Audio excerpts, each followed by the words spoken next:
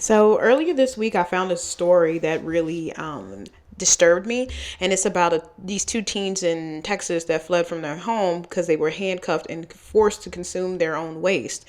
So I'm going to get into the article on the New York Post, and then I'll add my commentary towards the end. So the 16-year-old twins, a boy and a girl, were allegedly shackled by their mother and her boyfriend and abandoned inside their home in Houston, according to local reports. Shocking ring camera footage posted by KHOU showed the harrowing escape on Monday. The twins told the police that Zayeka Duncan, 40, and Jova Terrell, 27, left them in a utility room where they were forced to drink their own urine and eat their own feces. The boy had at least one fractured bone, both were malnourished, and had injuries on their wrists from handcuffs. Police issued an Amber Alert for Duncan and Terrell, who fled the twins' five other siblings, ages ranging from 17 to 14. Another 18-year-old brother was also believed to be with them. The parents were taken into custody shortly after when they were tracked down in Baton Rouge, Louisiana, and only one child was found with the couple when they were arrested, police said. The other four children were later found safe at a relative's home near Baton Rouge. The whereabouts of the 18-year-old brother are still unknown. Duncan and Terrell were both charged with injury to a child and are expected to be extradited to Harris County, cops said. All seven children have been placed in Child Protective Services custody.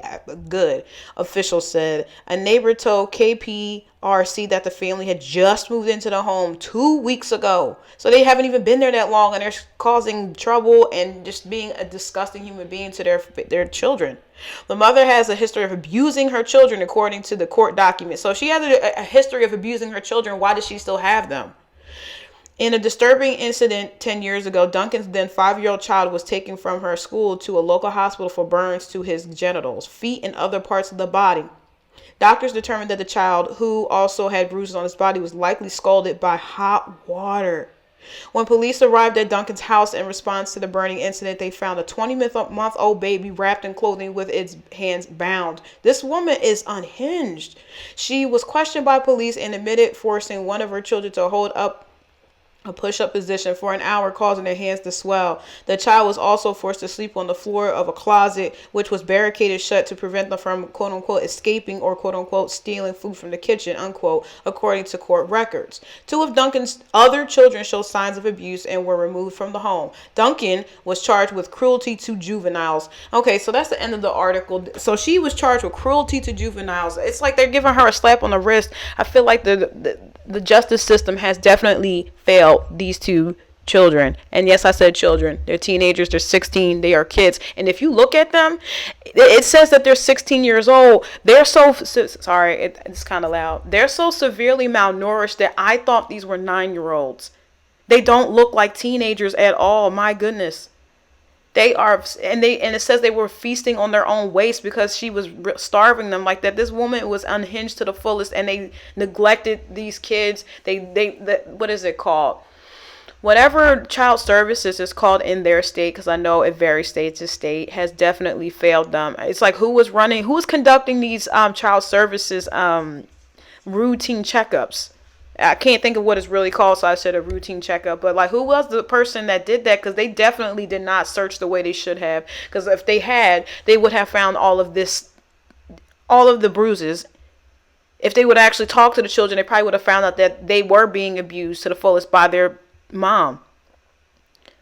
I'm reading different things about this woman, and it's just she should not have had any of her children.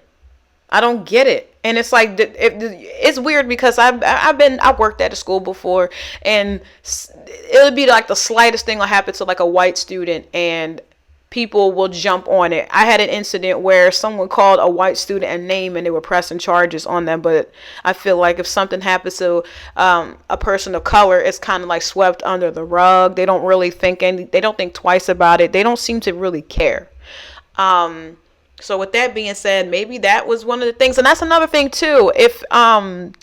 She's been abusing her children for so long. Like, I know it says they only lived in that neighborhood, in that particular neighborhood, for only 2 weeks. But what about the other neighborhood they were in? Why didn't the teachers report the abuse? And how is it that those kids didn't go to school? Now, I'm making assumptions here, because I'm saying to myself, if they went to school, wouldn't it have someone has seen that? I would hope that someone at the slightest would care a little bit to report, but who knows? If there's more information pours in about this particular subject, I would definitely cover more on this. But thank you for listening to me report this news to you. I'm Betty Confetti, and thank you for allowing me to entertain you. Please like, comment, share, subscribe, and I am signing off. Bye bye.